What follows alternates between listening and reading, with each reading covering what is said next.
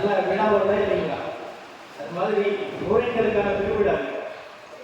இதனால ஒரு ஈதை எந்த அடிப்படையில் மகிழ்ச்சியாக கொண்டாடுவோமோ, நம்முடைய குடும்பத்தோட நேரம் செலவழிக்கிறத எவ்வளவு முக்கியமாக கருதுவோமோ, அப்படி ஒரு நிலையில இதை பார்க்க வேண்டிய ஒரு இடத்துல இருக்கு. அல்லாஹ் தஆலா இந்த நிகழ்ச்சியை கபூல் செய்து கொள்வாங்க. இந்த நிகழ்ச்சியின் மூலமா இன்னும் நிறைய விஷயங்களை நமக்கு திறந்து விடுவானாக. வரக்கத்துகளின் பாபுகளை எல்லா விஷயங்களையும் அல்லாஹ் தஆலா திறந்து விடுவானாக. இந்த அருமையான ஊரேந்தர் சங்கமிக்கும் விழா நம்முடைய அவர்களுடைய தலைமையின் கீழ் நடைபெற வருகிறது. சிறப்பாக நடத்தி தருவானார். ஆரம்பமாக இந்த மஜ்லிஸை துவங்கி வைக்கிறார் மௌலவி ஹாஃபிஸ் மன்சூர் அலி நூரை.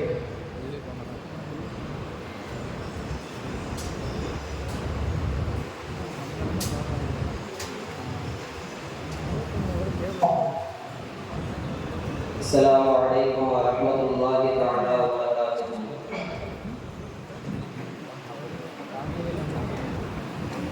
أعوذ بالله من الشيطان الرجيم. بسم الله الرحمن الرحيم.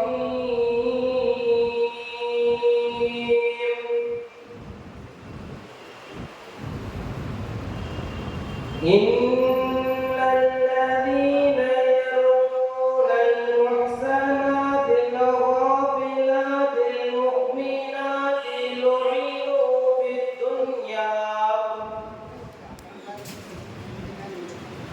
لعنوا في الدنيا والآخرة ولهم عذاب عظيم. يوم تشهد عليهم ألسنتهم وأيديهم وأرجلهم بما كانوا يعملون.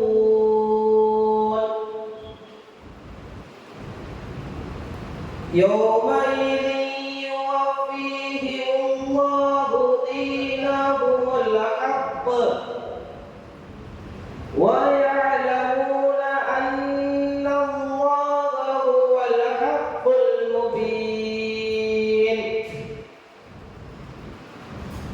الخبيثات للخبيثين والخبيثون للخبيثات والطيبات للطيبين والطيبون للطيبات. أولئك مبرؤون مما يقولون لهم مغفرة ورزق كريم. صدق الله العظيم. السلام عليكم ورحمة الله وبركاته.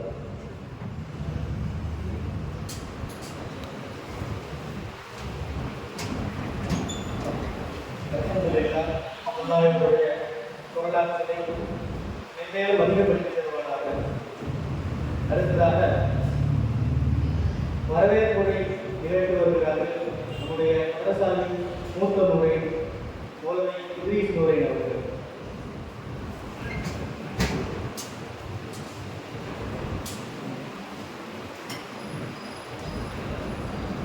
السلام عليكم ورحمة الله وبركاته.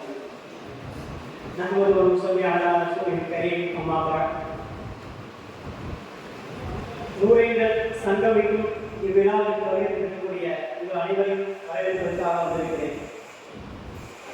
இந்த அமர்வை தலைமையை நடத்தி கொண்டிருக்கும் கண்ணியத்திற்கும் மிகுந்த பாசத்திற்கும் கூடிய எங்களுடைய ஷேக் மௌலவி ரஹ்மத்துல்லா ஃபாசில் பாபு அவர்களையும் இங்கே வாழ்க்கையை வரவேற்கின்ற எங்களுடைய பாசத்துக்குரிய உஸ்தாத் எங்களுடைய மௌலவி முகமது யாசின் ஜமாலி ஹசரத் அவர்களையும் இங்கே சிறப்புரை ஆற்ற இருக்கின்ற மௌலவி கலீல் அஹ்மத் முனியை ஹசரத் அவர்களையும் யஹ்யா தாவூதி ஹசரத் அவர்களையும் ஹுசைன் தாவூதி ஹசரத் அவர்களையும் நூரை உலமாக்கள் பேரவை சார்பாக வருக வருக என வரவேற்பதில் மிக்க மகிழ்ச்சி அடைகிறோம். ஜஸாக்குல்லாஹ் ஹைரன்.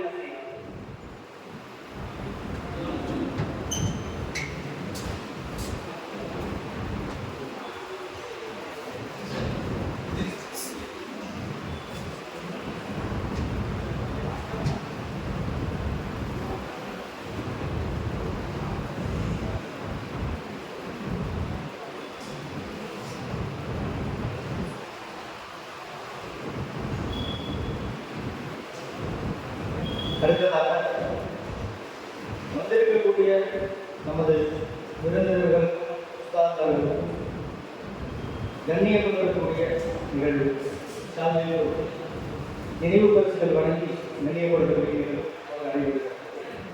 முதலாவதாக வந்திருக்கக்கூடிய நம்முடைய மௌலவி மௌலானா ஷரீஃப் அஹ்மத் முனீரி அவர்களுக்கு நம்முடைய ஆலா உஸ்தாத் அவர்கள் சால்வை போட்டி கௌரவித்தார்.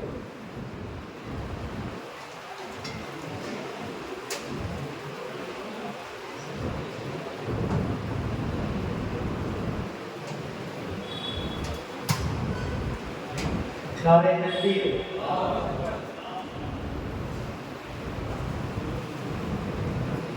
அடுத்ததாக நம்முடைய சிறப்பு விருந்தினர் மௌலானா மௌலவி யஹ்யா தாவூதி ஹசரத் அவர்களுக்கு நம்முடைய ஆலா உஸ்தாத் சால்வை போட்டி கௌரவிப்பார்.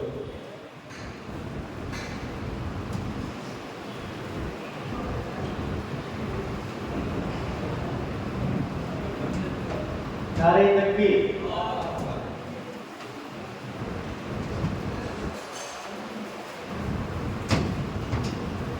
அடுத்ததாக நம்முடைய சிறப்பு விருந்தினர் மௌலானா மௌலவி முஃப்தி ஹுசைன் தாவூதி ஹசரத் அவர்களுக்கு நம்முடைய ஆலா உஸ்தாத் அவர்கள் கண்ணியப்படுத்துவார்கள்.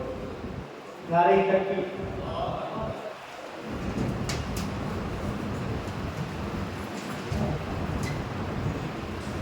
அடுத்ததாக நம்முடைய சிறப்பு விருந்தினர்களுக்கு நம்முடைய மூளை தேர்தல் சார்பாக ஒரு நினைவு பரிசு வழங்கப்படுகிறது. அதை நம்முடைய கணிதத்துறை கல்வி உஸ்தாத் அவர்கள் வழங்குவார்கள். நம்முடைய கலீல் அஹ்மத் முனீரி அவர்களுக்கு நம்முடைய யாசின் உஸ்தாத் அவர்கள் கல்வி உஸ்தாத் அவர்கள் நினைவு பரிசை வழங்கி கௌரவிக்கிறார்.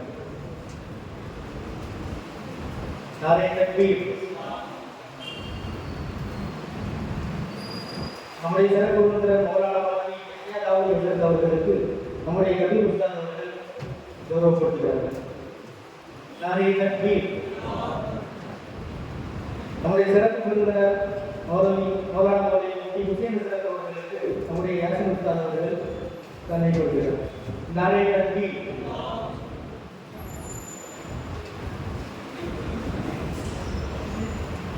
அடுத்ததாக நம்முடைய உஸ்தாத்மார்கள் நம்முடைய ஆலா உஸ்தாத் அவர்களுக்கு கண்ணியத்திற்குரிய மௌலானா மௌலவி யஹ்யா தாவூதி ஹசரத் அவர்கள் சால்வை போட்டி கௌரவிப்பார்கள்.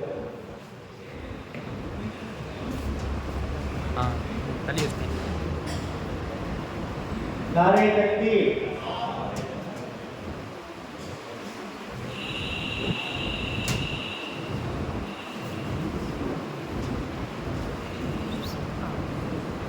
அடுத்ததாக நம்முடைய கபீர் உஸ்தாத் அவர்களுக்கு மௌலவி முஃப்தி ஹுசைன் தாவூதி ஹசரத் அவர்கள் நினைவு பரிசு வழங்குவார்கள். நாளை தக்பீர்.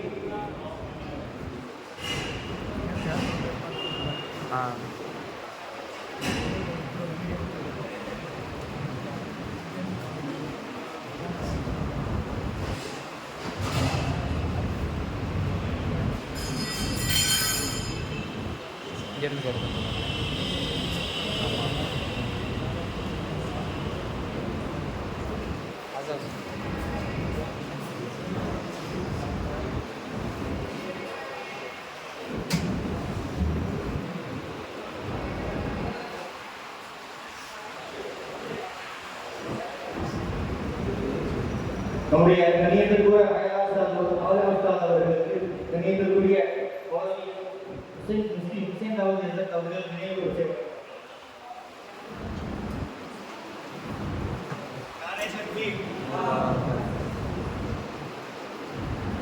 கணியத்திற்குரிய நம்முடைய கல்வி உஸ்தாத் அவர்களுக்கு மௌலானா கலீல் அஹ்மத் முனி ஹசரத் அவர்கள் நினைவு பரிசு வழங்கி கௌரவிப்பார்கள். நாராயண நபி அல்லாஹ் தஆலா இந்த நிகழ்ச்சியை இது போன்ற சிறப்பாக நடத்துவதற்கு உதவி செய்வார்கள். அடுத்ததாக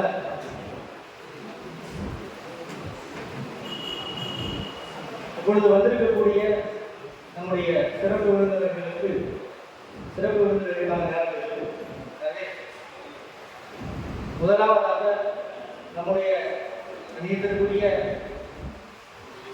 சிறப்பு விருந்தினர் மௌலானா மௌலவி கலீல் அஹ்மத் முனீரி MA PhD நிறுவனர் ஜாமியா இல்மியா அறிவியல் மற்றும் ஆய்வுக் கல்லூரி சென்னை அவர்கள் உலமா பேரவை ஆற்ற வேண்டிய சமூக செயல்கள் என்ற தலைப்பின் கீழ் நமக்கு அவர்களுடைய வழிகாட்டலை தர இருக்கிறார்கள்.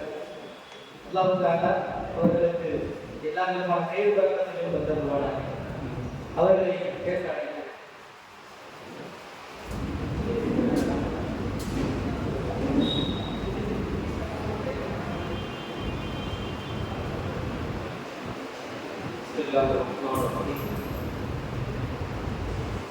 السلام عليكم ورحمة الله وبركاته.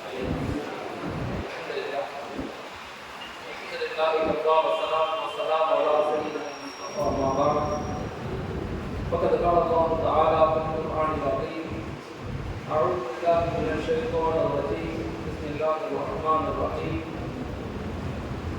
إن الله لا يغير ما بقوم حتى يغيروا ما بأنفسهم صدق الله العظيم. وقال رسول الله صلى الله عليه وسلم إنما الأعمال بالنيات وإنما لكل امرئ ما نوى.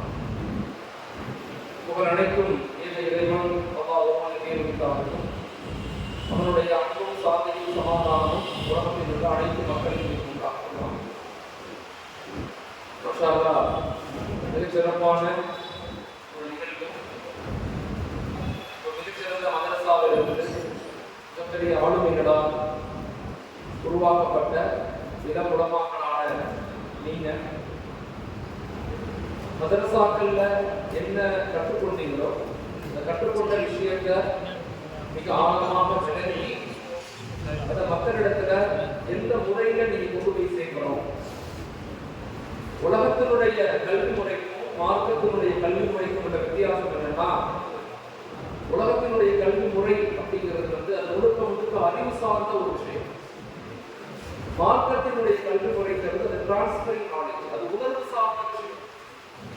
நாங்க படிக்கிறது, நம்ம உருவாக்கப்பட்டது, நம்ம கற்றுக்கொண்டது, அது நமக்கானது மட்டுமல்ல, சமூகத்துக்கானது. மற்ற எல்லா கல்வி முறையினுடைய அவுட்கம், அதனுடைய வாய்தாக்கள் எப்படின்னா, அதை கொண்டு நான் என்ன வளருவேன், நான் என்ன கற்றுக்குவேன், நான் என்ன டெவலப் ஆவேன், நான் என்ன சம்பாதிப்பேன் அப்படிங்கிற ஒரு மனநிலைக்கு கொடுத்து நான் மதரசாக்கள் உருவாக்கக்கூடிய கல்வி முறை, அது உருவாக்கக்கூடிய மாணவ சமுதாயம், இளம் உலமாக்கள் அப்படிங்கிறவங்க நாம் சமூகத்துக்கு என்ன சேவைகள் செய்யணும், நாம் உருவாக்கப்பட்டதின் நோக்கமே நமக்கானதல்ல, சமூகத்துக்கானது அப்படிங்கிற ஒரு ஆழமான கருத்து இடம் முதல்ல வளர்க்கணும். எல்லாருமே நிறைய டிஃபரன்ஷியேஷன் நமக்கும் ஒரு படித்தவர்களுக்கு மத்தியில நிறைய வித்தியாசங்கள் இருக்கு. படிப்பென்பது வெறுமன பேருக்கு பின்னால பல எழுத்துக்களை போட்டுக்கொள்வதற்கு அல்ல, பல டிகிரிகளை போட்டுக்கொள்வதற்கு அல்ல. மாறாக நம்மளை கொண்டு ஒரு சமூக மாற்றம் எப்படி ஏற்பட்டுச்சு, ஒரு சமூக எழுச்சி எப்படி ஏற்பட்டுச்சு அப்படிங்கிறத ரொம்ப ஆழமாக உணர வேண்டிய ஒரு கல்வி முறை தான் மதரசா எஜுகேஷன் சிஸ்டம். முதல்ல அதை நம்ம புரிஞ்சுக்கிட்டோம்னா நம்மளால சமூகத்துக்கு என்ன செய்ய முடியும், சமூகத்தை ஒரு வலிமையான கட்டமைப்பை எப்படி உருவாக்க முடியுங்கிற தெளிவும் ஒரு உணர்வுகளும் நமக்கு ஏற்படும். நாம சமூகத்துல என்ன செய்யணும் அப்படிங்கிற சொல்றதுக்கு முன்பதாக ஏன் செய்யணும் அப்படிங்கிற தெளிவு நமக்கு வேணும். உலகத்துல இன்னைக்கு சமூகத்துல எல்லாத்துக்கும் விழிப்புணர்வு வந்துச்சு, நிறைய விழிப்புணர்வு ஏற்பட்டு எல்லா இடங்கள்லையும். உண்மையை சொல்ல போனா கெட்டவர்களை விட நல்லவர்கள் தான் உலகத்துக்கு அதிகமாக இருக்கிறாங்க.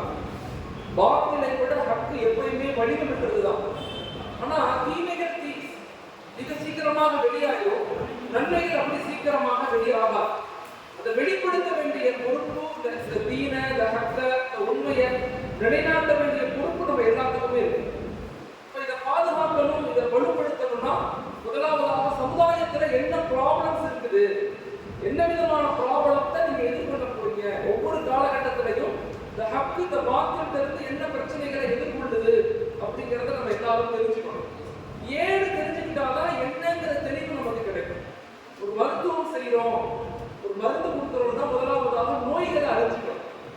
நோய்கள் என்னன்னு தெரியாம மருத்துவத்துக்குள்ள போனோம்னா அந்த நோய்களால் அல்லது அந்த மருத்துவம் சரியான முறையில கொடுக்கப்படாம போயிடும். அதனால இன்னைக்குள்ள காலகட்டத்தில் 21ஆம் நூற்றாண்டுல நாம் எதிர்கொள்ளக்கூடிய பிரச்சனைகள், நிறைய பிரச்சனைகள். கிட்டத்தட்ட நம்முடைய ஒரு ஆய்வு இருக்கு, 21 century 21 problems and solution அப்படிங்கிற ஒரு ஆய்வு புத்தகமே இருக்கு. 21 நூற்றாண்டில் நாம் எதிர்கொள்ளக்கூடிய 21 பிரச்சனைகள் என்ன அப்படிங்கிற அந்த ஆய்வுகள்ல ரொம்ப ஆழமாக எடுக்கப்பட்ட 4 மிக முக்கியமான ப்ராப்ளம். நீங்க சமூகத்துக்கு போகும்போது நீங்க எதிர்கொள்ளக்கூடிய பிரச்சனை, சமூகம் எதிர்கொள்ளக்கூடிய பிரச்சனைகள் என்ன, 4 பிரச்சனைகள் இருக்கு. அதுக்கு தீர்வுகளாத்தான் நீங்க தயாரிக்கப்பட்டிருக்கீங்க. அதற்கு தீர்வு தான் குர்ஆனும் ஹதீஸும், அதற்கு தீர்வு தான் மதரசாக்கள். அப்படிங்கிற இந்த தீர்வை நோக்கி பிரச்சனைகளை பேசுவதை விட தீர்வுகளை பேசக்கூடிய இளம் சமூகமாக நீங்க மாறணும். பிரச்சனைகள் என்பது இருக்கத்தான் செய்யும். கியாமத் வரையும் ஷைத்தான் இருக்கிற காலமெல்லாம் உலகத்தில் பிரச்சனைகள் இருக்கும். ஆனா அதை எப்படி ரெக்டிஃபை பண்ண போறோம், அதை எப்படி ஃபேஸ் பண்ண போறோம், அதை எப்படி சரி செய்ய போறோம், அதுக்கு என்ன தீர்வுகள் கொடுக்க போறோம் அப்படிங்கிற ஒரு தெளிவான பார்வையும் ஒரு உணர்வு ரீதியான வெளிப்பாடு உங்கள்கிட்ட இருந்தா மட்டும்தான் உங்களால எதிர்கொள்ளக்கூடிய ஆட்கள் இருக்கு. அதனால நம்ம எதிர்கொள்ளக்கூடிய பிரச்சனைகள் மொத்தமே 4 விதமான ப்ராப்ளம்ஸை இமாம்கள் நமக்கு சொல்லிக் கொடுக்குறாங்க, ஆய்வுகள் நமக்கு சொல்லிக் கொடுக்குறாங்க. ஒன்று, சமூகம் இன்னைக்கு எதிர்கொள்ளக்கூடிய மிக முக்கியமான பிரச்சனை கல்ச்சரல் டிக்ளைன். கலாச்சார சீர்கேடு இன்னைக்கு அதிகரிச்சு கொண்டே இருக்கு. கல்ச்சரலி நம்ம பலகீனமான சமூகமாக மாற்றப்பட்டு கொண்டிருக்கிறோம். நம்ம நினைப்பதை விட, நம்ம பார்க்கிற உலகத்தை விட நம்ம பார்க்காத உலகம் மிக மோசமானதாக கைகொண்டு நிறைய தவறுகள், நிறைய இளைஞர்களுடைய வழிபடுதல், அவங்க பார்க்கிற படங்கள், அவங்க யூஸ் பண்ற மொபைல்கள், அவங்க பயன்படுத்தக்கூடிய கேம்ஸ், சோசியல் மீடியா, ட்ரக்ஸ், மோசமான விளைவுகள் எல்லாமே இன்னைக்கு சமூகத்துல கொஞ்சம் கொஞ்சமாக அதிகரிச்சு கொண்டிருக்கு. தீமைகள் கொஞ்சம் தான், ஆனா தன்னுடைய பணத்தை வந்து அதை இன்க்ரீஸ் பண்ணிக்கிட்டே இருக்கு. இந்த கல்ச்சரலி மனிதர்கள் பாதிக்கப்பட்டு கொண்டிருக்கிறாங்க. சிறு குழந்தைகள்ல இருந்து பெரு குழந்தைகள் வரை எல்லாரும் பாதிக்கப்படுறாங்க. குழந்தைகள், பெண்கள், வாலிபர்கள், குடும்பங்கள், ப்ரொஃபஷனல்ஸ், டாக்டர்ஸ், உலகத்துல எத்தனை துறைகள் இருக்குதோ எல்லா துறை மக்களும் இந்த கலாச்சார சீர்கேட்டுக்குள்ள அவங்கள அறிஞ்சோ அறியாமலோ அவங்க அதுக்குள்ள மாட்டிக்கிட்டே இருக்கிறாங்க. அந்த மக்களை மீட்டெடுக்க வேண்டிய பொறுப்பு நமக்கு இருக்கு. கல்ச்சரல் மாற்றம் தான் ஒரு சமூகத்தினுடைய தொய்வுக்கு காரணம். கலாச்சார சீர்கேடு அதிகரிச்சு கொண்டே இருக்கு. உதாரணத்துக்கு ரொம்ப ஆழமா இதை விளக்கணும்னா, எல்லா நபிமார்களும் உலகத்துக்கு 4 விஷயங்கள் தான் நிலைநாட்ட வந்தாங்க. நம்ம எல்லாருக்கும் எல்லா நபிமார்களும் உலகத்துக்கு 4 விஷயங்கள் தான் நிலைநாட்ட வந்தாங்க. ஒன்று வஹ்தானியத், ஏக இறை கொள்கையை உலகத்தில் நிலைநாட்டத்தான் எல்லா நபிமார்களும் வந்தாங்க. வஹ்தானியத் அதுதான் பேஸ், இஸ்லாமினுடைய பேஸ். நம்ம உருவாக்கப்பட்டது, நம்ம ஓதுறது, நம்ம படிக்கிறது, நம்ம கற்றுக்கொள்றது, நம்ம ஹதீஸ் துறை, தஃப்சீருடைய துறை, ஃபிக்ஹுடைய துறை, கிட்டத்தட்ட 118 ஆய்வு துறைகள் உலகத்தில் இருக்கு. இந்த எல்லா ஆய்வு துறைகளும் நமக்கு சொல்லக்கூடிய மிக ஆழமான ஒரு கோர் தீம் என்னன்னா வஹ்தானியத், ஏக இறை கொள்கை. இதை நாங்க பாதுகாக்கத்தான் தயாரிக்கப்பட்டோம். இதைத்தான் எல்லா நபிமார்களும் உலகத்துக்கு வந்து சொன்னாங்க. இரண்டாவது ரிசாலத், தூதுத்துவம். ஒன்று வஹ்தானியத், இரண்டாவது ரிசாலத். ரிசாலத்துங்கிறது எல்லா நபிமார்களும் இந்த உலகத்துல நீங்க ஒரு கைடன்ஸை மக்கள்கிட்ட எப்படி கொடுக்கீங்க அப்படிங்கிற இறை தூதுகளை அல்லாஹ் கொடுத்தார். இறை தூதுகளை, அது வேதங்களாக இருந்துச்சு, சுகுப்புகளாக இருந்துச்சு, ஏடுகளாக இருந்துச்சு. இறுதியாக நம்மகிட்ட இருக்கிற வேதம் வந்து ஹஜ்ரத் ஸல்லல்லாஹு அலைஹி வஸல்லம் இறுதி நபியாக இருக்கிறாங்க. காத்தமுன் நபியின் குர்ஆன் இறுதி வேதமாக இருக்குது. இந்த ரிசாலத்தை பாதுகாக்க வேண்டிய பொறுப்பு நமக்கு. இந்த ரிசாலத்தை மக்கள்கிட்ட கொண்டு போய் சேர்க்க வேண்டிய பொறுப்பு நமக்கு. எல்லா நபிமார்களும் அந்த ரிசாலத்தை அல்லாஹ் எதை கொடுத்தானோ அதை மக்கள்கிட்ட போய் சேர்த்தாங்க. மூணாவது இருக்குது, அதுக்கு பேர் ஷரீஅத். எல்லா நபிமார்களும் உலகத்துல வந்து நிலைநாட்டிய முயற்சி செய்த ஒரு விஷயம் தான் ஷரீஅத். ஷரீஅத் அப்படிங்கிறது அது ஒரு வாழ்வியல் கோட்பாடு. அஹ்காமுல் ஷரீஅ அது ஒரு வாழ்வியல் கோட்பாடு. இந்த வாழ்வியல் கோட்பாடுங்கிறது உலகத்துல எப்படி வாழணும், எப்படி சிரிக்கணும், எப்படி பேசணும், எப்படி நடக்கணும், எப்படி கல்யாணம் முடிக்கணும்,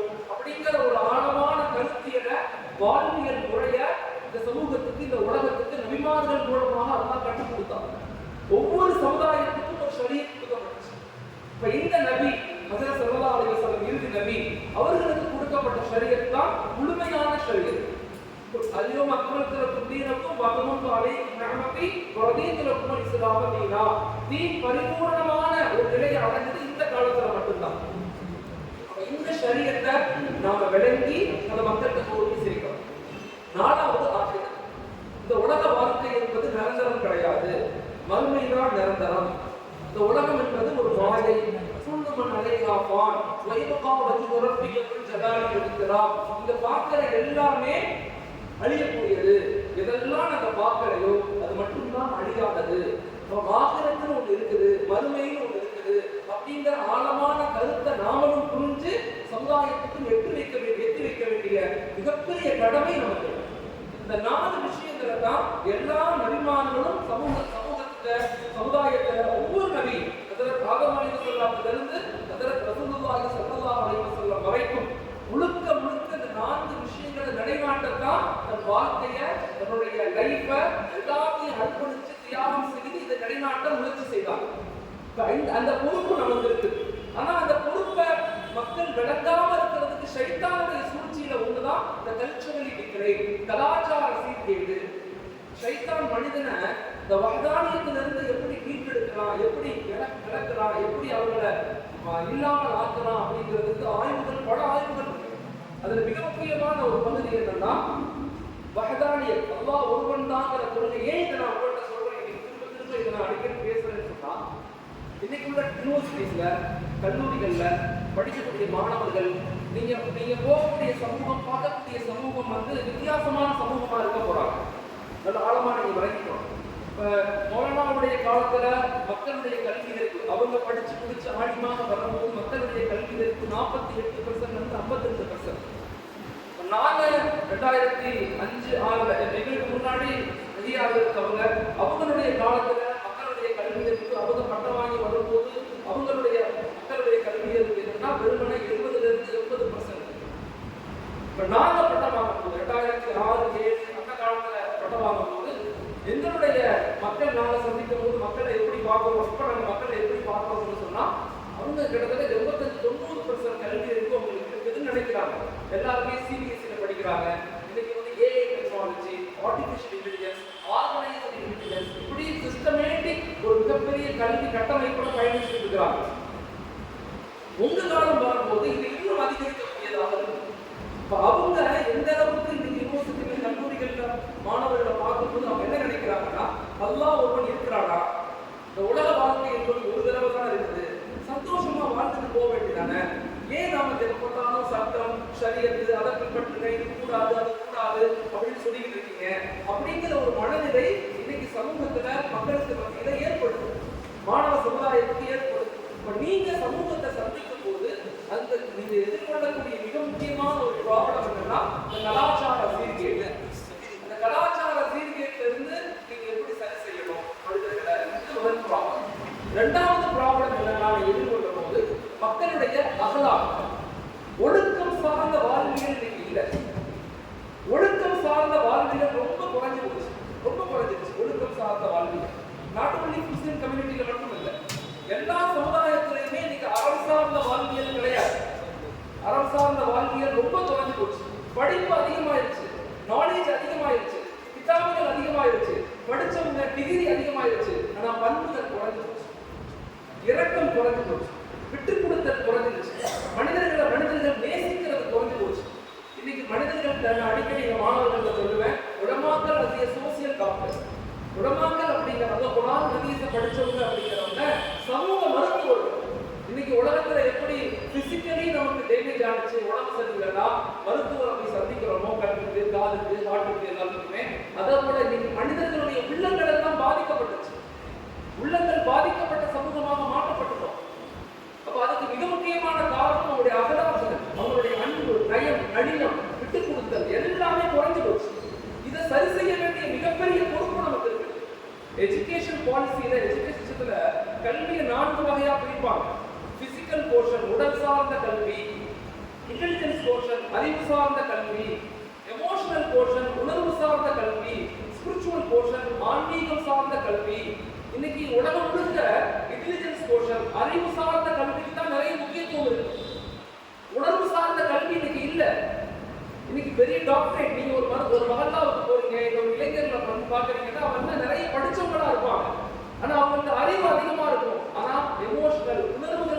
ஆகும்.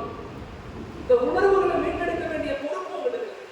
ஆய்வுகள் என்ன சொல்றதுன்னா 2016 பிறகு 1996 இருந்து இப்போ வரைக்கும் பிறந்த குழந்தைங்க 2016 வரைக்கும் பிறந்த குழந்தைங்க வெளியிருந்து பார்க்கும்போது அறிவாளிகள் மாதிரி இருப்பாங்க. ஆனா உள்ளார்ந்து பார்த்தா அவங்க எமோஷனல் கோழைகள்னு சொல்றோம். ஆய்வு சொல்றோம் எமோஷனல் கோழைகள். இந்த காலத்துல நம்ம எங்க அப்பா எங்க அம்மா எல்லாம் நம்மளை அடிச்சிருப்பாங்க, கட்டி போட்டு வைப்பாங்க. எவ்வளவு மற்றவங்க ஸ்கூலுக்கெல்லாம் சொல்லுவாங்க, உஸ்தாத் கண்ணை மட்டும் விட்டுருங்க, தோலை முடிச்சிருங்கன்னு சொல்லுவாங்க. ஆனா இன்னைக்கு அப்படி இல்லை. பிள்ளைங்க அப்படி செய்ய முடியாது. பிள்ளைகள் அப்படி செய்ய முடியாது. ஏன் இப்படி படிக்கல, ஏன் இப்படி செய்யறன்னு கேட்டா அவங்க உடனே குறைஞ்சு போறாங்க. உடனே அவங்க நம்மகிட்ட பேச மாட்டேங்கிறாங்க. டாலரன்ஸ், சகிப்புத்தன்மை மிகவும் குறைஞ்சு போச்சு. அப்ப இவங்களை எப்படி நீங்க சரி செய்ய போறீங்க? இவங்களுக்கு எப்படி தீர்வு எடுத்து வைக்க போறீங்க? அந்த நாலேஜ், அந்த பக்குவம், அந்த தெளிவு உங்கள்கிட்ட வேணும். இப்ப நம்முடைய எதிர்கொள்ளக்கூடிய இரண்டாவது ப்ராப்ளம் வந்து அகலாமிய டிக்ளைன். டிசிப்ளின் ரொம்ப குறைஞ்சிருச்சு. யார் பற்றியும் கேட்க மாட்டாங்க. யாருக்கும் அடிப்படைச்சு நடக்கணும் இத்தாத் அப்படிங்கிறதெல்லாம் ரொம்ப குறைஞ்சிருச்சு. ஆனா இவங்களையும் மீட்டெடுக்க வேண்டிய பொறுப்பு நமக்கு இருக்குது. எப்படி மீட்டெடுக்கணும் அடுத்து சொல்றேன். முதல்ல ப்ராப்ளத்தை பார்க்கலாம். மூணாவது என்னன்னு சொன்னா ஆட்டிடியூட், அணுகுமுறை. ஸ்கில் ஒரு மனிதனுக்கு வெறுமனே 30% இருந்தா போதும். ஆனா ஆட்டிடியூட் தான், அணுகுமுறை தான் 20% இருக்கும். நபியினுடைய 40 ஆண்டுகள் நபியினுடைய வாழ்க்கையை 4 ஆக பிரிச்சு ஆய்வுகள் செய்யறாங்க. நபி பிறக்கிறதுக்கு முன்பதாக காலங்கள் எப்படி இருந்துச்சு? 520 வருஷம். ஈசா நபிக்கு பிறந்தார் இடப்பட்டக்கு 520 வருஷம் எப்படி இருந்துச்சு? நபி பிறந்து 40 ஆண்டுகள் எப்படி இருந்தாங்க? நபியினுடைய மக்காவுடைய 13 ஆண்டுகள் எப்படி இருந்துச்சு? நபியினுடைய மதீனாவுடைய 10 ஆண்டுகள் எப்படி இருந்துச்சு? இதான் ஆய்வுகள். இந்த ஆய்வுகள்ல மிக முக்கியமான ஒரு பகுதி என்னன்னா, மிக முக்கியமான ஒரு பகுதி நபியினுடைய 40 ஆண்டுகள். அதுக்கு முழுக்க ஒரு பீப்புள் மேனேஜ்மெண்ட் சொல்றாங்க. மனிதர்களை அணுகக்கூடிய தன்மைகளை அல்லாஹ் அவங்களுக்கு கொடுத்துருக்காங்க. அதனாலதான் அவ்வளவு பெரிய மாற்றத்தை அவங்களால செய்ய முடிஞ்சிச்சு. நீங்க ஒரு எழுச்சிய சமூக கட்டமைப்பை, வருங்கால இளைஞர்களை, வருங்கால சமூக பெண்களை நீங்க மீட்டெடுக்கணும், அவங்களுக்கு அடிப்படை தீனை கொண்டு போய் சேர்க்கணும் அப்படின்னு நீங்க ஆசைப்பட்டா, first of all you have to more focus on your people management. நீங்க அதிகமாக கான்சென்ட்ரேஷன் பண்ண வேண்டிய விஷயம் மனிதர்களை எவ்வாறு மேலாண்மை செய்யணும். மனிதர்களை மேலாண்மை செய்ய தெரியல அப்படின்னு சொன்னா உங்களால சமூகத்துல எந்த சேஞ்சஸையும் கொண்டு வர முடியாது. அதனால மூன்றாவது இங்க உள்ள பெரிய ப்ராப்ளம் என்னன்னா, மனிதர்களுடைய தன்மைகள் மாறிக்கொண்டே இருக்கு. நீங்க சமூகத்துக்கு போகும்போது 4 விதமான மனிதர்களை சந்திப்பீங்க. நீங்க சமூகத்துக்கு போகும்போது இல்லை ஆல்ரெடி எக்ஸிஸ்டிங் ஏதாவது வேலைகள் இருந்தா கூட 4 விதமான மனிதர்களை பார்ப்பீங்க. ஒன்று, நீங்க சொல்றத உடனே புரிஞ்சுக்கக்கூடிய மனிதர்கள் இருப்பாங்க. ஈவன் உங்களுடைய மனைவியாக இருக்கலாம், உங்களுடைய அத்தா அம்மாவா இருக்கலாம், உங்க உஸ்தாதா இருக்கலாம், உங்களுடைய நண்பர்களா இருக்கலாம். நீங்க சொன்ன உடனே புரிஞ்சுக்குவாங்க. இது ஒரு வகையான மனிதர்கள். 2வது வகை மனிதர்கள் இருப்பாங்க. நீங்க ஒரு தடவை சொன்னாலும் அவங்களுக்கு புரியாது. உங்களை முதல் தடவை ஏற்றுக்கொள்ளவே மாட்டாங்க. திரும்ப 10 தடவை 20 தடவை உங்களை நிரூபிக்க தான் உங்களை ஏற்றுக்கொள்வாங்க. ஏற்றுக்கொள்ள மாட்டாங்க. நம்ம சகிப்படைக்க கூடாது, நம்ம கஷ்டப்படக்கூடாது, நம்ம பெஸ்டா இருக்கக்கூடாது. திரும்ப அவங்களை நம்ம கூட இணைக்கிறதுக்கு, நம்ம கருத்துக்களை, நம்ம சிந்தனைகளை அவங்களுக்கு புரிய வைக்கிறதுக்கு முயற்சி செய்யும். மிக முக்கியமான விஷயம். 3வது வகை மனிதர்கள் இருப்பாங்க. அவங்க நீங்க என்ன சொன்னாலும் கண்டுகொள்ளவே மாட்டாங்க. நீங்க ஒரு நிறுவனத்துல வேலை செஞ்சாலும் சரி, உஸ்தாதா இருந்தாலும் சரி, ஒரு இமாமத்துல இருந்தாலும் சரி, எங்க இருந்தாலும் 3வது வகை மனிதர்கள் இருப்பாங்க. உங்களை கண்டுகொள்ளவே மாட்டாங்க. நீங்க ஏதாவது கேட்டா அவங்களுக்கு புரியாது, பதில் சொல்ல மாட்டாங்க, உங்களுக்கு பெரிய சப்போர்ட் பண்ண மாட்டாங்க, உங்களுக்கு எந்த விதமான ஹெல்ப் பண்ண மாட்டாங்க, சமூக கட்டமைப்பு உங்களுக்கு கூட இருந்து பயணிக்க மாட்டாங்க. 4வது வகை மனிதர்கள் இருப்பாங்க. நிச்சயமாக உங்களை குறை சொல்லுவாங்க, உங்களை பத்தி எழுதுவாங்க, உங்களை பத்தி கருத்துக்கள் தெரிவிப்பாங்க, இவர் சரியில்லைன்னு சொல்லுவாங்க, உங்களை மோசமான மனிதர்கள் சித்தரிக்க முயற்சி செய்வாங்க. ஆட்டிடியூட், அவங்களுடைய அணுகுமுறைகள்லாம் நம்மளை வீழ்த்துற மாதிரியே இருக்கும். இந்த 4 வகை மனிதர்களையும் எப்படி எதிர்கொள்ள போறீங்க? எதிர்கொள்ளணும். அதுக்கெல்லாம் ட்ரைனிங் இருக்கு, அதுக்கெல்லாம் பயிற்சிகள் மூலம் தான் மாற்றத்தை ஏற்படுத்த முடியும். அப்ப அகலாத், ஒன்று கல்ச்சரல் டிக்ளைன், கலாச்சார சீர்கேடாகுது. 2வது அகலாத்துகள் குறையுது. 3வது பீப்புள் மேனேஜ்மெண்ட், மனிதர்களுடைய மனநிலைகள் எல்லாம் மாறிக்கொண்டே இருக்குது. 4வது இன்னைக்கு அடுத்த 10 வருஷத்துல வரக்கூடிய மிகப்பெரிய நோய் மென்டல் ஹெல்த் டிசார்டர், மனநோய் அப்படிங்கிறது தான் ஹார்ட்டாக விட, கேன்சரை விட மிக மோசமான நோய். அடுத்த 10 வருஷத்துல 90% மக்கள் எதிர்கொள்ளக்கூடிய ஒரு மிகப்பெரிய பிரச்சனை என்னன்னா மென்டல் ஹெல்த் டிசார்டர், மனநோய். இன்னைக்கு நான் ஹிந்து பேப்பர்ல டைம்ஸ் ஆஃப் இந்தியால படிக்கிறேன். நேற்று குஜராத்ல ஒரு மாணவன்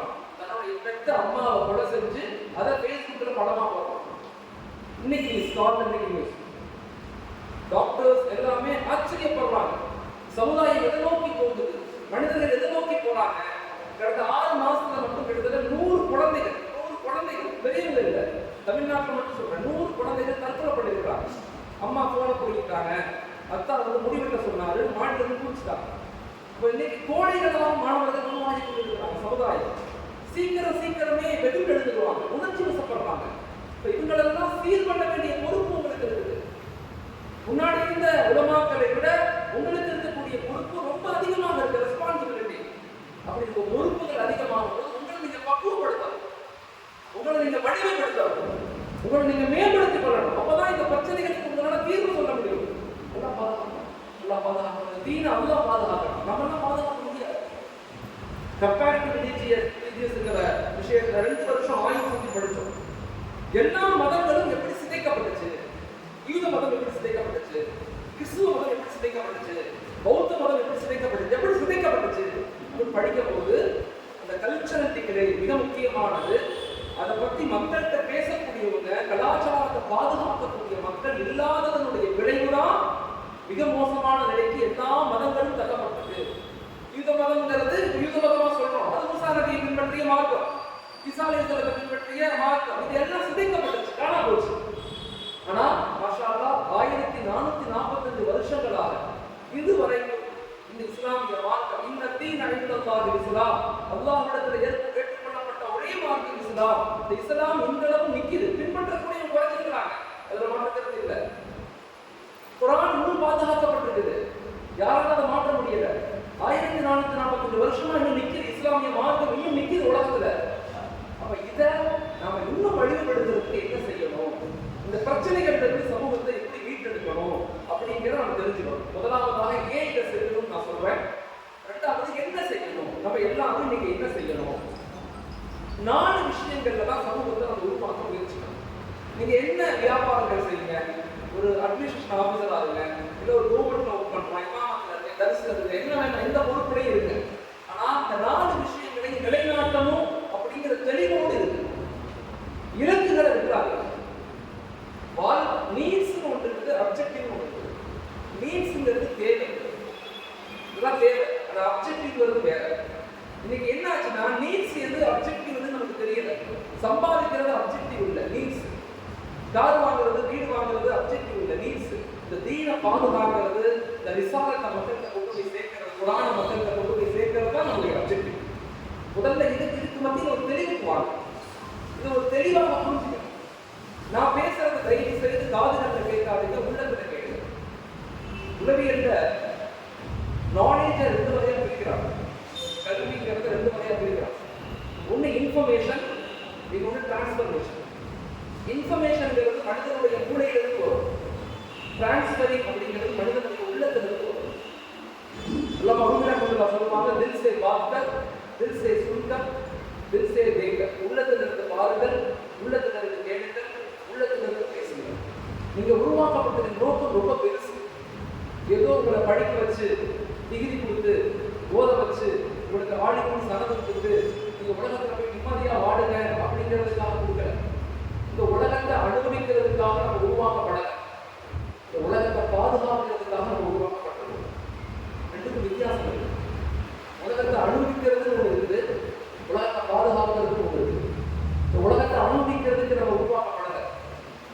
இதெல்லாம் நீட்ஸ், இதெல்லாம் தேவையா? தேவை, எல்லாமே தேவை. வீடு தேவை, காது தேவை, கல்யாணம் தேவை, குழந்தைக்கு தேவை, சம்பாதிக்கு தேவை, சந்தோஷமான வாழ்க்கை, இதெல்லாம் தேவை. நோக்கம் என்ன? ஒரு சமூக மாற்றம், ஒரு சமூக எழுச்சி. அதற்கு தான் தயாரிக்கப்பட்டிருக்கிறீங்க. அதனால முதலாவதாக உங்களிடத்தில் இருக்க வேண்டிய மிக முக்கியமான ஒரு குணம், உங்க ஈமான பலப்படுத்திக் கொள்ளுங்க. உங்க ஈமான பலப்படுத்திக் கொள்ளுங்க. ஈமான் தான் நம்முடைய பாதுகாப்பு, ஈமான் தான் நம்முடைய வெற்றி, ஈமான் தான் நம்முடைய எழுச்சி, ஈமான் தான் நம்முடைய வளர்ச்சி. ஈமான் இல்லாத, ஈமானிய உணர்வு இல்லாத அறிவு, ஈமானிய உணர்வு இல்லாத அதிகாரம், ஈமானிய உணர்வு இல்லாத பொருளாதாரம், அது ஆற்றலாக உலகத்தில் மாறாது, அது அழிவத்தான் உலகத்தில் கொடுக்கும். உலகத்தில் அழிவத்தான் கொடுக்கும். அதனால முதலாவதாக உங்களை பண்படுத்துங்க, சமூகத்தையும் பண்படுத்தணும். அதுக்கு அடிப்படை உங்கள் ஈமான வலுப்படுத்திக் கொள்ளுங்க. எப்படி ஈமான வலுப்படுத்திக் கொள்வது? ஏன்னா ஈமான் வலுவானா மட்டும்தான் உங்களால பாத்தில எதிர்த்து நிற்க முடியும், ஷைத்தானை எதிர்கொள்ள முடியும், பிரச்சனைகளை எதிர்கொள்ள முடியும். ஷைத்தான் மிகப்பெரிய சூழ்ச்சிக்காரன். அவன் இன்னமும் அதுவும் முபீன். அல்லாஹ் சொல்றான் அவன் பகிரங்கமான விரோதி நமக்கு. ஆனா திரும்ப திரும்ப அவன் இன்னக்கூடிய வலைகள்ல எப்ப மாற்றோம்னா, எப்ப எனக்கும் அல்லாஹ்வுக்கும் நமக்கும் அல்லாஹ்வுக்கும் மத்தியில தொடர்புகள் அந்து போகுதோ, எனக்கும் அல்லாஹ்வுக்கும் மத்தியில இணைப்புகள் அந்து போகுதோ, ஷைத்தானுடைய வலைகள்ல சூழ்ச்சிகள்ல மாட்டிக்கிறோம். அல்லாஹ் ரஹ்மத்துல்லாஹி சொல்லுவாங்க, உலகம் என்பது பஹருல் அமீக்னு சொல்லுவாங்க. பஹருல் அமீக் ஆழமான கடலை போலது. இதை யார் வேணாலும் மூழ்கிடுவாங்க. ஆனா ஈமான், தக்வா, யகீன் அப்படிங்கிற அல்லாஹ்வை யார் இறுக்கி பிடித்துக் கொள்கிறார்களோ அல்லாஹ் அவர்களுக்கு அழகான படகுகளை கொடுக்கிறான். அவங்க ஒருபோதும் இந்த ஆழமுல் அமீக், இந்த பஹருல் அமீக்குள்ள மூழ்க மாட்டாங்க அப்படின்னு சொல்றாங்க. அதனால முதலாவதாக சமூகத்தை மாற்றணும் அப்படின்னா முதல்ல நாம மாறணும். இன்னல்லாஹ லா யுகையிரு மா பிகௌமின் ஹத்தா யுகையிரு மா பிஅன்ஃபுஸிஹிம். Everybody wants to change the world, but nobody wants to change it. எல்லாத்தையும் மாற்ற நினைக்கிறோம், நம்ம மாற மாட்டோம். நம்ம மாறாத வரைக்கும் சமூகம் மாறவே மாறாது. முதல்ல அதை புரிஞ்சுக்கணும். மாற்றம் என்பது responsibility start with me and you. மாற்றம் என்பது என்னிடத்திலிருந்து உங்களிடத்திலிருந்து முதல்ல ஏற்படணும். அப்பதான் சமூகத்தில் மாற்றம் ஏற்படும். நம்மள்கிட்ட மாற்றம் ஏற்படாம, நம்முடைய அல்லாஹ்வுடைய தொடர்பு நம்மள்கிட்ட சரியில்லாம நாம எப்படி சமூகத்தில் மாற்றத்தை ஏற்படுத்த முடியும்?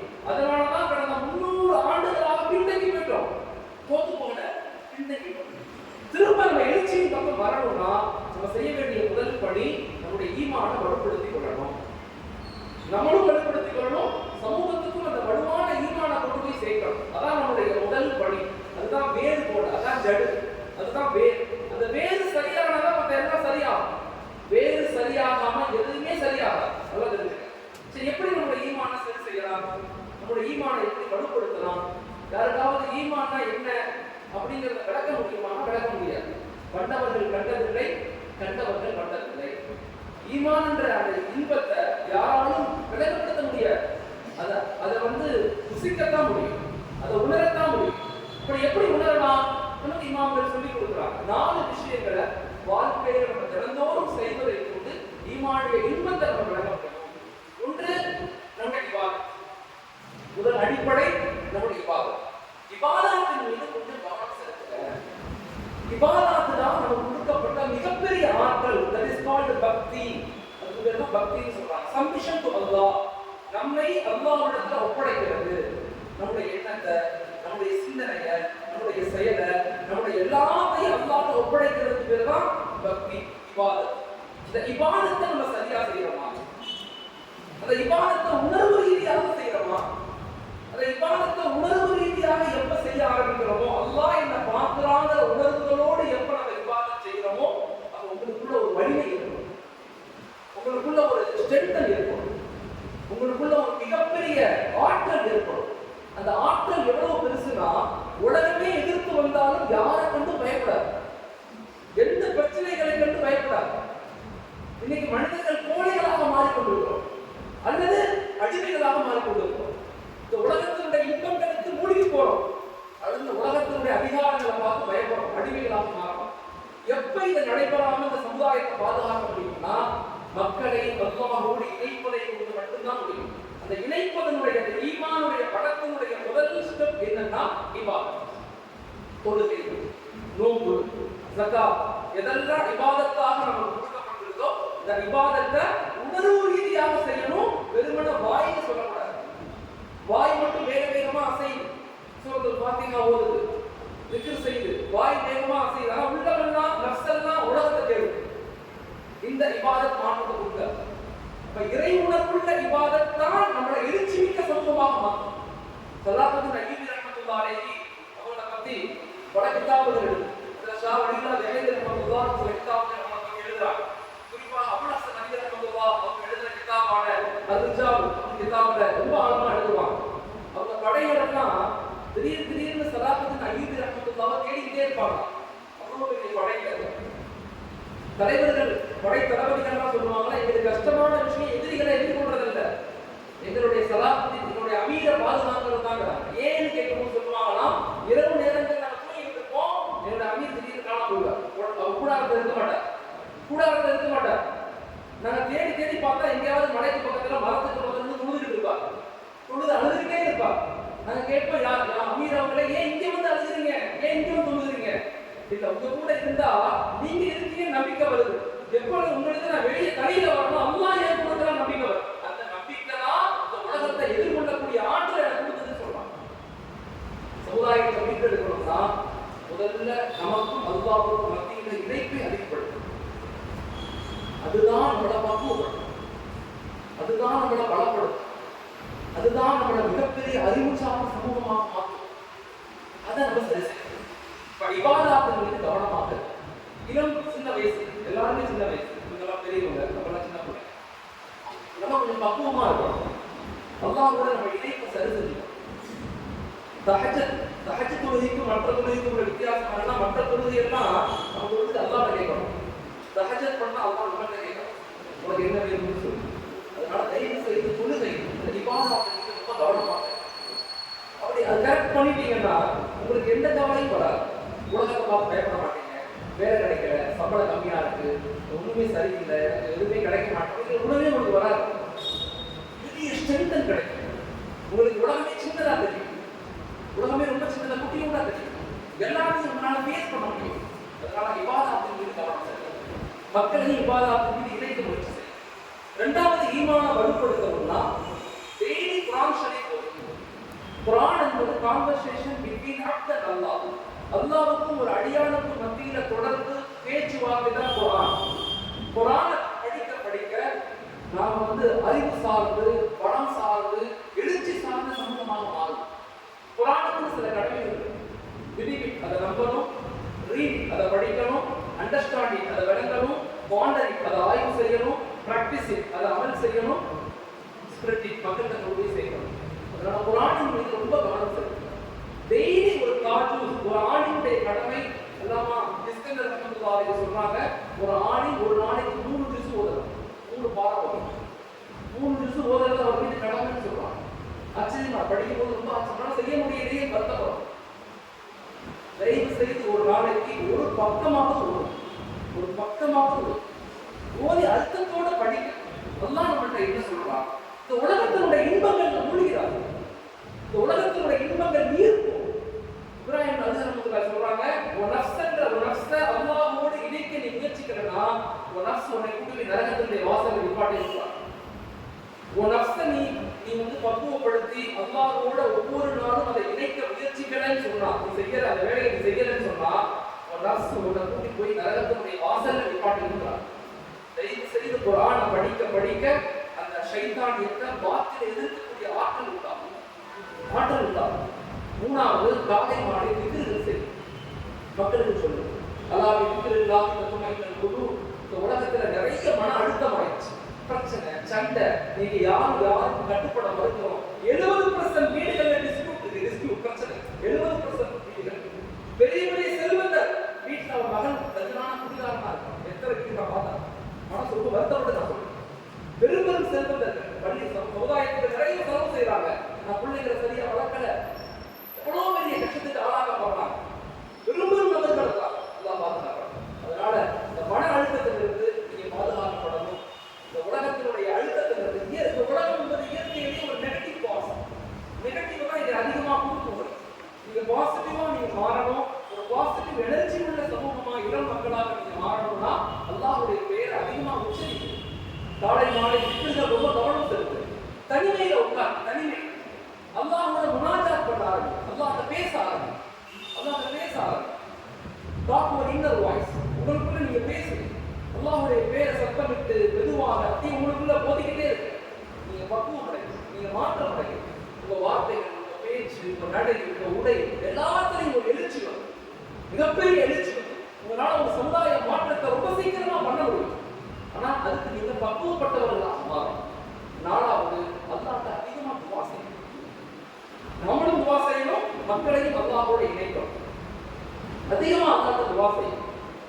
எவ்வளவு முடியுமோ எல்லாத்தையும் அல்லாஹ்ட்ட கேட்கணும். துஆக்களை அதிகப்படுத்தணும்.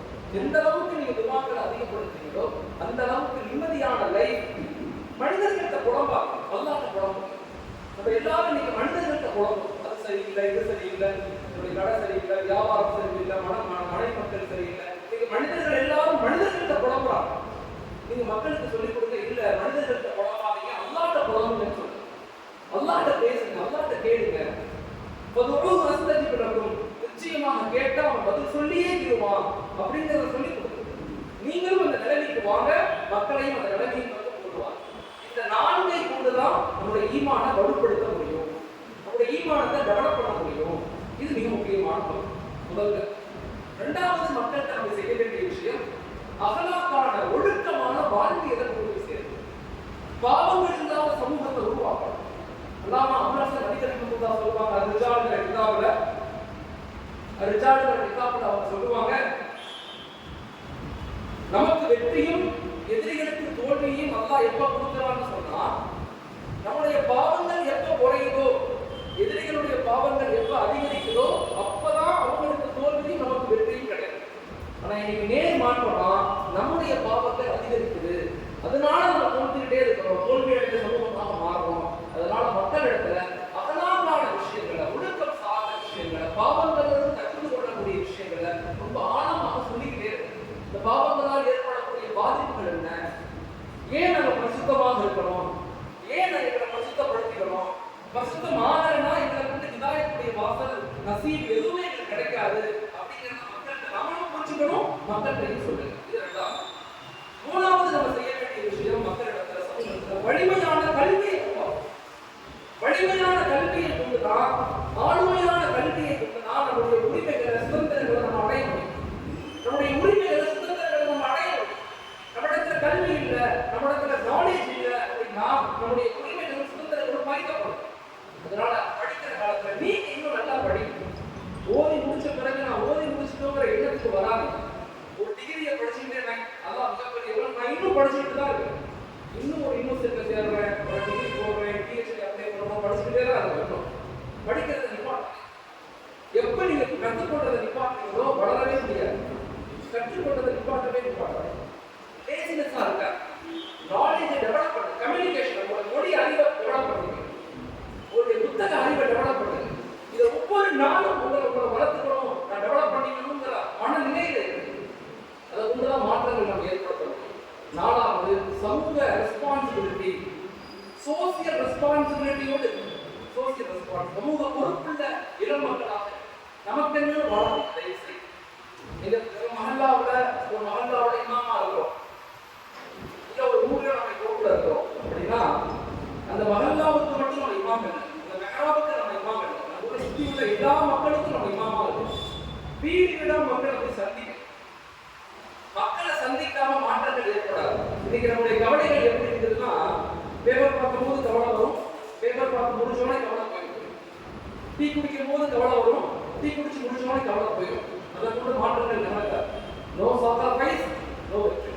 தியாகம் இல்லாமல் ஒருபோது வெற்றி எங்கேயும் எப்பொழுது யாருக்கும் கிடைக்க போறதே கிடையாது. இன்னைக்கு இந்தியாவில் 100 முஸ்லிம்கள்ல 36 முஸ்லிம்கள் வறுமை கோட்டுக்கு கீழே இருக்காங்க. 100 பேர்த்துல 36 பேர் முஸ்லிம்கள் நோயாளிகளாக இருக்கிறாங்க. 100 பேர்த்துல 42 பேருக்கு சிங்கிள் வேலை வாய்ப்பு கிடைக்கிறது. இதெல்லாம் அடையும். இதெல்லாம் எப்படி சரி செய்ய போறோம்? இதெல்லாம் எப்படி மேம்படுத்த போறோம்? இதெல்லாம் எப்படி சமூகத்துக்கு விளங்க வச்சு சமூகத்தை வலிமையான கட்டமைப்பை நோக்கி நகர்த்த போறோம்? சொன்னா முதல்ல நீங்க இதெல்லாம் தெரிஞ்சுக்கணும். என்ன நடக்குது, சுத்தி என்ன நடக்குது? ஆழமான கருத்து. கல்வி என்பது அந்தந்த காலத்துக்கு என்னென்ன கல்வி இருக்குதோ அதை படிப்பது நம்ம கட்டாயம் சொல்றாங்க. அப்படி ஒரு சோசியல் ரெஸ்பான்சிபிலிட்டி உள்ள சமூகமாக நீங்க மாறுங்க. அப்படி நீங்க மாறுவதை கொண்டுதான் சமூக எழுச்சியை ஒரு நாள் ஏற்படுத்த முடியும். நான் 2-3 விஷயங்கள் உங்களுக்கு பேசியிருக்கேன். ஒன்று, சமூகத்துக்கு நம்ம ஏன் சேவை செய்யணும், சமூக சேவைகளில் நம்ம ஏன் ஈடுபடணும், நம்ம சமூக சேவைகளில் ஈடுபடல மக்களை பத்தி, உண்மத்தை பத்தி, சமுதாயத்தை பத்தி கவலைப்படலன்னா பாத்தின் உலகத்துல மிகச்சு உலகத்துல பிரச்சனைகள், கொலைகள், கொள்ளைகள், யுத்தங்கள் அதிகமாகி உலகம் அடிமை நோக்கி நகரும்.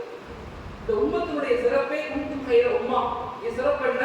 நம்ம உம்மத்துல் ஆகிரா, நம்மதான் கடைசி உம்மத், உம்மத்துல் ஹைரா சிறந்த உம்மத், உம்மத்துல் வசத்தா நம்மதான் நடுநிலையான உம்மத். இவ்வளவு பேருக்கு சொந்தக்காரங்க நாம தான். ஆனா நம்ம அந்த கடமையை செய்யல, நன்மையை ஏவி தீமையை தடுக்கல, சமூகத்தை உலகம் அழிவை நோக்கி போயிடும். அதனாலதான் இந்த வேலையை நம்ம செய்யணும். இப்ப சமூகத்தினுடைய பிரச்சனைகள் என்ன பேசணும். ஒன்று கலாச்சார ரீதியான பிரச்சனை, இரண்டாவது அகலாத்து ரீதியான பிரச்சனை, மூன்றாவது அணுகுமுறை ரீதியான பிரச்சனை, மூணாவது நோய் மன அழுத்த ரீதியான பிரச்சனை பாவங்களின் காரணமாக. இந்த 4 பிரச்சனைகளையும் மீட்டெடுக்க வேண்டிய பொறுப்பு நமக்கு இருக்கு. அதுக்கு என்ன செய்யணும்? அதுக்கு நம்ம என்ன செய்யணும் அப்படின்னா 4 விஷயங்கள் செய்யணும். ஒன்று, நம்முடைய ஈமான வலுப்படுத்தணும், மக்களுடைய ஈமான வலுப்படுத்தணும். இரண்டாவது, நம்ம பாவங்களும் தவிர்த்து கொண்டு நேர்மையான ஒழுக்கமான வாழ்வியலை வாழணும், மனிதர்களையும் நேர்மையான ஒழுக்கமான வாழ்வியலை நோக்கி நடத்தணும். மூணாவது என்ன செய்யணும்? வலிமையான ஆளுமையான கல்வியை நம்ம கற்றுக்கொள்ளணும், மக்களுக்கும் வலிமையான ஆளுமையான கல்வியை கொண்டு போய் சேர்க்கணும். நாலாவது, உண்மத்தை பத்தி சமூகத்தை பத்தி எல்லா நிலையிலும் கவலைப்படணும். இந்த உலகம் என்ன கிடைச்சிருச்சு, நான் ஜாலியா இருக்கிறேன், எனக்கு வேலை கிடைச்சிருச்சு, நான் கல்யாணம் முடிச்சிட்டேன், நான் இந்த பிள்ளை வளர்க்க போறேன், நான் இப்படியே வாழ்க்கையை உங்களுக்குள்ளேயே கழிச்சுக்க கூடாது. அதை தாண்டி ஒரு சமூகத்தை மீட்டெடுக்க வேண்டிய பொறுப்பு நமக்கு இருக்குது. ஏழைகளை, இல்லாதவங்களை, கஷ்டப்படக்கூடியவங்களை எல்லாத்துக்கும் அடிப்படை தீனோடு அவர்களுடைய மேம்படுத்த வேண்டிய பொறுப்பு நமக்கு இருக்குது. அப்படிங்கிறத ரொம்ப தெளிவாக நாம் செய்ய வேண்டிய பொறுப்பு. அப்ப ஏன் செய்யணும், என்ன செய்யணும், எப்படி செய்யணும், இதை எப்படி இம்ப்ளிமெண்டேஷன் பண்ணணும் அப்படின்னா, இதெல்லாம் நீங்க போய் சமூகத்துல கொண்டு போகணும்னா உங்களுக்கு 4 விதமான ஆட்ரிபியூட்ஸ் வேணும், தன்மைகள் வேணும். இந்த தன்மைகள் இருந்தால்தான் உங்களால சமூகத்தை சரி செய்ய முடியும். இல்லைன்னா நம்மளும் மாட்டிப்போம், சமூகத்தையும் மீட்டெடுக்க முடியாது. ஒன்று, மக்களிடத்துல அன்பாக பேசணும், அதிகாரமா பேசாது. எல்லா நிலையிலும் அன்புதான் ஒரு சமூகத்தினுடைய மாற்றமே தவிர அதிகாரம் ஒருபோதும் மாற்றம் கிடையாது. யாரை பத்தியும் குறை சொல்லாது, எந்த நிலையிலும் யாரை பத்தியும் எழுதாது, பேசாது. எழுதாதீங்க, பேசாதீங்க. அடுத்தவங்களுடைய குறைகளுக்கு பின்னால போனோம்னா நமக்கு நல்ல முகத்துவதான் சரித்திரம். அடுத்தவங்களுடைய குறைகளுக்கு பின்னால போகவே கூடாது. முடிஞ்சா தைரியம் இருந்தா நேர அவருக்கு சொல்லுங்க. அப்படி இல்லையா அல்லாஹ்ட்ட துஆ செய்யுங்க. யா அல்லாஹ், என் சகோதரருக்கு இருக்கிற அவருக்கு ஹிதாயத்தை கொடுத்து கேளு. மனிதர்கள்ட்ட ஆனா அவர் செய்யக்கூடிய பாவம் அவருக்குரியது. என்னுடைய பாவத்துக்கு உங்கள்கிட்ட அல்லாஹ் கேள்வி கேட்க மாட்டான், உங்களுடைய பாவத்துக்கு அல்லாஹ் என்கிட்ட கேள்வி கேட்க மாட்டான். ஆனா நான் உங்களை பத்தியோ நீங்க என்ன பத்தியோ பேசிட்டீங்கன்னா நிச்சயமாக உங்களை பத்தி அல்லாஹ் என்கிட்ட கேட்பான். அதுக்கு பதில் சொல்ல முடியாது. அதனால எப்பயுமே மக்கள்கிட்ட சிரித்த முகமாக அன்பாக எல்லா நிலையிலும் நேசத்தை வெளிப்படுது. ஒரு சஹாபி கேட்டாங்க, யா ரசூலல்லாஹ், அவரோட சொந்தத்தில் என்ன செய்யணும்னு கேட்டாங்க. நபி உண்மையே சொல்லுங்க, மனிதர்கள்ட்ட சிரிச்சு பேசுங்க, எவ்வளவு சொந்தத்தில் இருக்கிறாங்க. எல்லா நிலையிலும் மனிதர்களுக்கு அன்பாக நடந்துள்ளது. அத்தா அம்மாவை நேசி, டீச்சர்ஸை நேசி, நண்பர்களை நேசி, நேசிங்க, நேசிக்கப்படுவீங்க. அன்பு செலுத்துங்க, அன்பு செலுத்தப்படுவீங்க. அதை மாற்றுக்கிறதே கிடையாது. முதல் தன்மை. இரண்டாவது அக்செப்டன்ஸ், மக்களை ஏற்றுக்கொள்ளுங்க. எல்லாம் ஒரே மாதிரி இருக்க மாட்டாங்க. நீங்க நினைக்கிற மாதிரி சமூகம் இருக்காது. கல்யாணம் முடிச்சீங்கன்னா நீங்க நினைக்கிற மாதிரி உங்க மனைவி இருக்க மாட்டாங்க. உங்க மனைவி நினைக்கிற மாதிரி நம்ம இருக்க முடியாது. யாரும் அப்படி இருக்க முடியாது. உமர் ரலியல்லாஹு மாதிரி அபூபக்கர் ரலியல்லாஹு மாதிரி உமர் ரலியல்லாஹு இல்ல, உமர் ரலியல்லாஹு மாதிரி உஸ்மான் ரலியல்லாஹு இல்ல, உஸ்மான் ரலியல்லாஹு மாதிரி அலி ரலியல்லாஹு இல்ல, யாரும் யார் மாதிரியும் இல்ல. ஆனா எல்லாத்தையும் ஸல்லல்லாஹு அலைஹி வஸல்லம் சமூகத்துக்கு பயன்படுத்துறாங்க. மக்களை ஏற்றுக்கொள்ளுங்க. accept your life, accept your society, accept your job.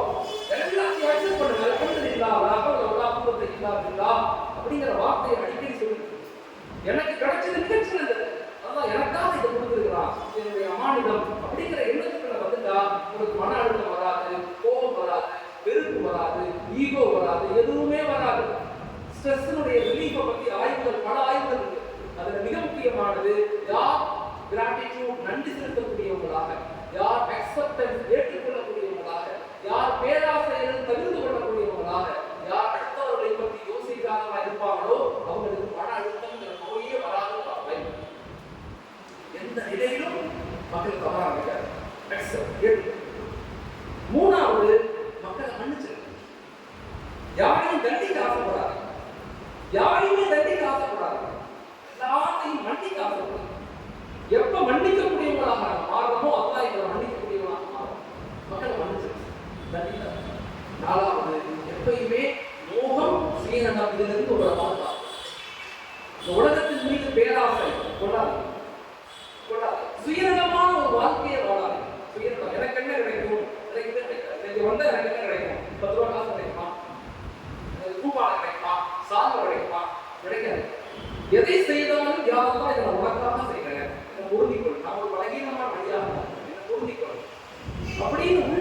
அந்த எண்ணத்தை கொண்டு வந்துகிட்டே யாராவது உங்களை புகழ்ந்தா யாரா புகழ்ச்சி உணக்குரியது அல்ஹம்துலில்லாஹி ரப்பில் ஆலமீன் புகழ்ச்சி எல்லாம் உணக்குரியது யா அல்லாஹ் எல்லாம் நீங்க மக்கள் கூட இழந்தாங்களா யா அல்லாஹ் மக்கள் இழந்தாங்க அவங்க தெரியாம சொல்றாங்க யா அல்லாஹ் அவங்களை மன்னிச்சிரு அவங்க புரியாம பேசுறாங்க யா அல்லாஹ் அவங்களை மன்னிச்சிரு தன்மைகளை வளர்க்கும் அல்லாஹ் நம்மளை ஹிதாயத்துடைய வாசனை நசீபை ஏற்படுத்துவோம் மாஷா அல்லாஹ் ஒரு பெரும் மாற்றத்தை நம்மளால சமூகத்தில் ஏற்படுத்த முடியும் இப்படிப்பட்ட ஒரு வலிமையான சமூகமாக அல்லாஹ் என்னையும் உங்களையும் வருங்கால இளம் சமூகத்தை உருவாக்கி தரும் ஜஸாக்குல்லாஹ் அஸ்ஸலாமு அலைக்கும் வரஹ்மத்துல்லாஹி தஆலா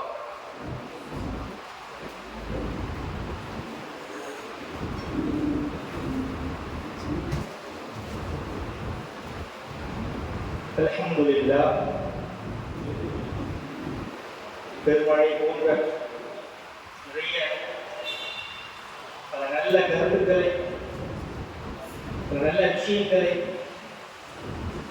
ஆர்வத்திற்கும் விதமாகவும் சிந்திக்கும் விதமாகவும் எங்களுக்காக வழங்கி சென்ற பௌர்ணமி அவர்களுடைய இந்த பேச்சை இந்த விஷயத்தை ஏற்று நம்முடைய வாழ்க்கையை மாற்றத்தை ஏற்படுத்தக்கூடிய நசீபுல்லாஹ் நம் அனைவருக்கும் தந்தருவார்கள். இப்பொழுது நம்முடைய சிறப்பு விருந்தினராக நமக்காக இந்த கூட்டத்திற்கு வருகின்றிருக்கும் மௌலானா அவர்கள் யூசுப் தாவூத் எஸ்எஸ் அவர்களுக்கு நம்முடைய ஆகா உஸ்தாத் அவர்கள் பொன்னாடை பற்றி கௌரவித்தார்.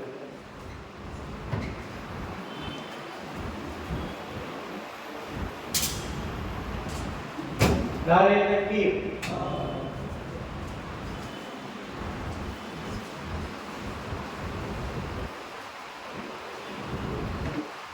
அடுத்ததாக நமக்கிடையே தன்னுடைய கருத்துக்களை பதிவு செய்வதற்காக நம்முடைய சிறப்பு விருந்தினர் வருகிறார்கள். மௌலானா மௌலவி முகமது யஹ்யா தாவூத் எஸ்எஸ் முதல்வர் நூருல் இஸ்லாம் அரபி கல்லூரி சேலம் அவர்கள் இருகல்வி முடித்து வந்த உலமாக்களின் வாழ்வியல் முறைகள் என்ற தலைப்பின் கீழே நமக்கு நல்ல பல அரிய கருத்துக்களை வழங்குவதற்காக வருகிறார்கள். அவர்களை வரவேற்று வழிபடுகிறேன். அஸ்ஸலாமு அலைக்கும்.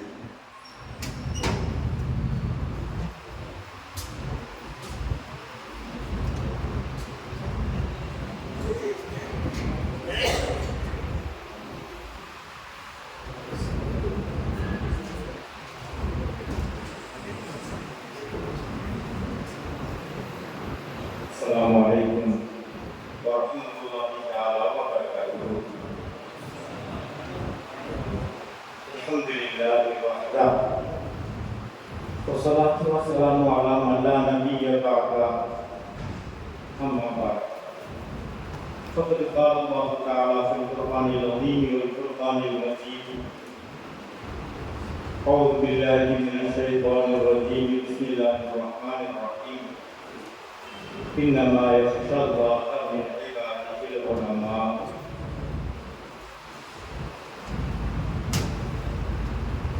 கண்ணியத்திற்கும் மரியாதைக்கும் உரிய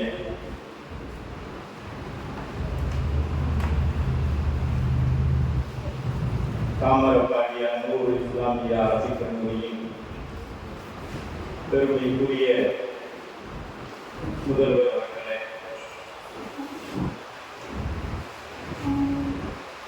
ஈரோடு தாவூதிய அரபிக் கல்லூரியின் போற்றுதலுக்குரிய துணை முதல்வர் மௌலானா மௌலவி முஃப்தி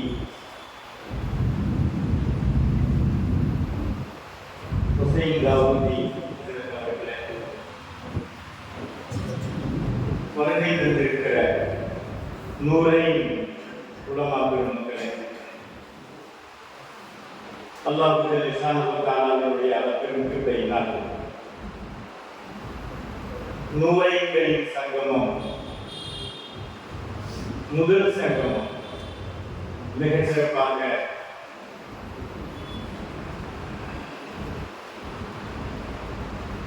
நடந்து கொண்டிருக்கிறது. அல்ஹம்துலில்லாஹ். எனக்கு முன்னால் பேசிய மௌலானா கலீல் முனீரி அவர்கள் மேக்சிமம் உங்களுக்கு சொல்ல வேண்டிய விஷயங்கள் பலவற்றை மிக சுருக்கமான நேரத்தில் பதிவு செய்திருக்கிறார்கள்.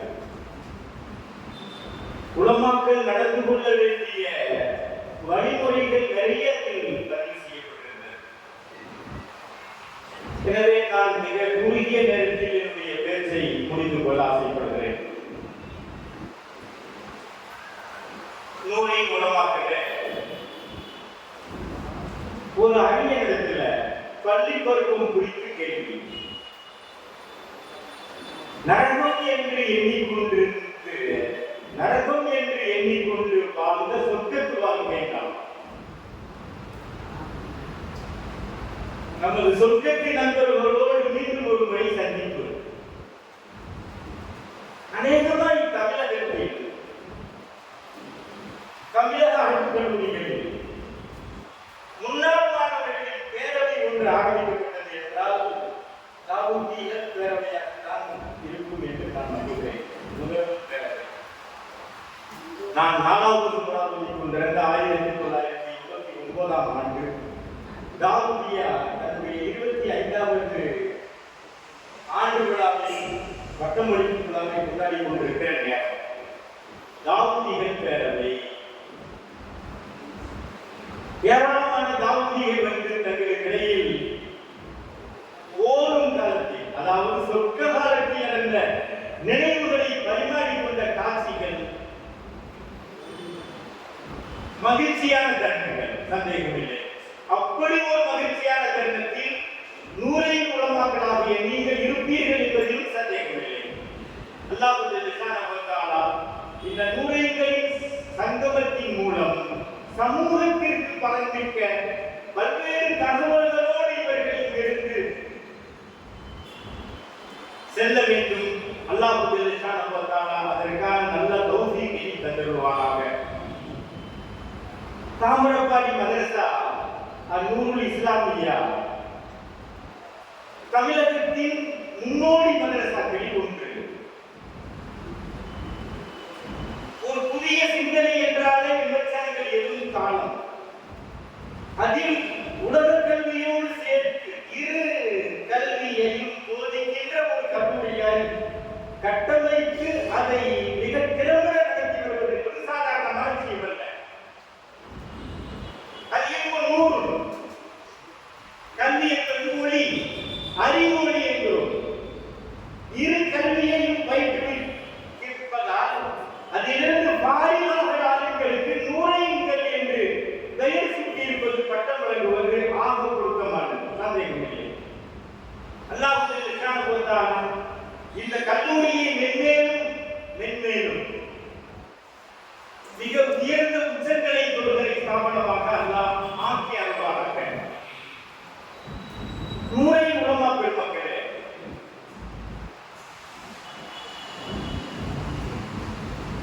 அரபு கல்லூரிகள் இஸ்லாத்தின் மையம், மர்கஸ், இஸ்லாத்தின் ஆணிவே அடித்தளம், இஸ்லாத்தின் ரூஹ் அரபு கல்லூரிகள்.